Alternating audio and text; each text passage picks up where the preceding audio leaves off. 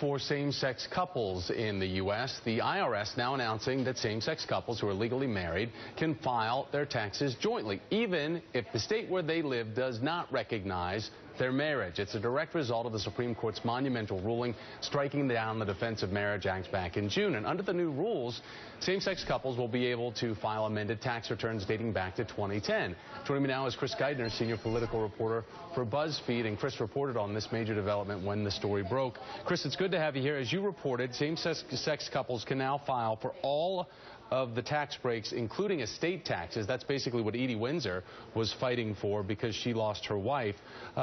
She is now able to recoup all of the $360,000+ bucks that she lost in estate taxes.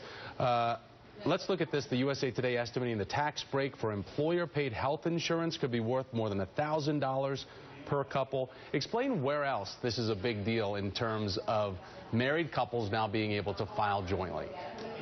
I mean, the biggest part of this decision, Thomas, was the fact that, as you mentioned, that even if you don't live in a state that recognizes your marriage, you are going to be recognized by the federal government if you are legally married. So if a couple goes to Massachusetts and gets married, goes to Iowa and gets married, and then returns to a state that doesn't allow them to get married, they're going to still be able to file their taxes as a married couple and receive benefits of their filing as a married couple. And again, that's really important about the marriage point there, Chris, because we have to point out the new law does not extend to civil unions, registered domestic partnerships, or other legal relationships. It is strictly about that marriage certificate.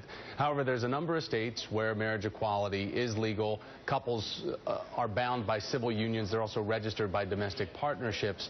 They can also file together. So do you think that the IRS is eventually going to consider broadening this or keep it strictly to the definition of marriage? Well, I think what we're seeing actually is that there was a willingness under DOMA to consider other things. The Defense Department had talked about setting up a system of recognizing domestic partners, but then after the DOMA decision came down, they said, no, we're just going to go with marriage. And I think that we're going to see, as agencies enforce the law after DOMA is struck down, that they're going to want to keep it to just marriage, because in the long run, and I think that we see with this IRS decision, the government sees where things are going and don't want to start setting up multiple systems for this process. And Chris, just real quickly, the grandfather part of this, people can do amended tax returns back to 2010, correct?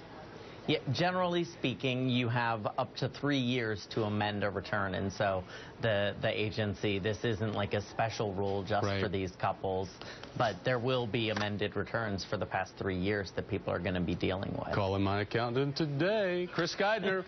Thank you, Chris. Great to have you here. I really appreciate it. Thanks, Thomas. All right, so President